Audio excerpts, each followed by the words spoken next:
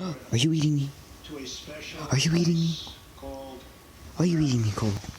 Cole, why are you eating me? Of colonies caught between a great ocean and a vast wilderness. Why are you eating me? It was home to an incredible people Stop it.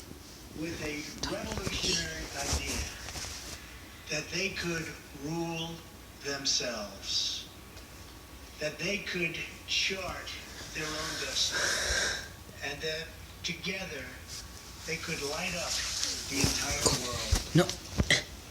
That is what our country has always been about. That is what Americans have always stood for, always strived for, and always done. Atop the dome of this Capitol stands the Statue of Freedom. She stands tall and dignified among the monuments to our ancestors who fought and lived and died to protect her. Monuments to Washington and Jefferson and Lincoln and King.